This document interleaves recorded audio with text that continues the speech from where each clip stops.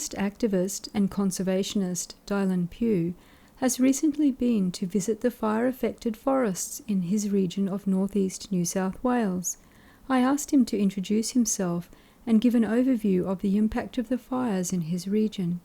My name's Dailan Pugh. I'm basically a forest activist. I've devoted most of my life to forest conservation.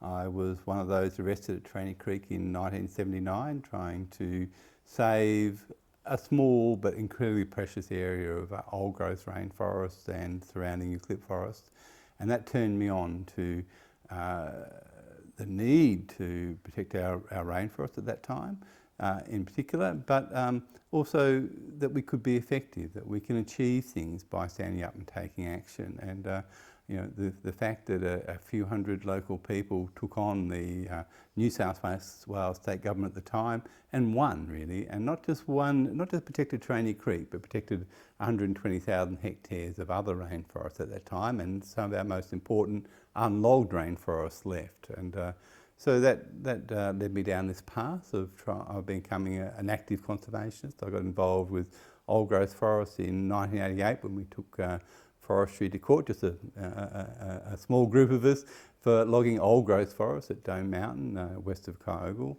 And then in 1989, I was the co-founder of the North East Forest Alliance and devoted the next 10 years of my life full-time to, along with numerous other people who were concerned, to protecting forests generally and old growth forests in particular, and that involved direct action. We had numerous blockades, but it wasn't just direct action. There was also political lobbying going on, innumerable committees we had to sit on throughout all that process, and at the end of that we ended up getting about 1 million hectares of forest in northeast New South Wales added to the national park system, and that's or protected on state forests as informal reserves. So that's really been my lifetime work, and it's been so devastating to see a lot of those forests burnt in the recent fires, because it was the escarpment forest, which is where we got most of our reserves, that were most heavily impacted. So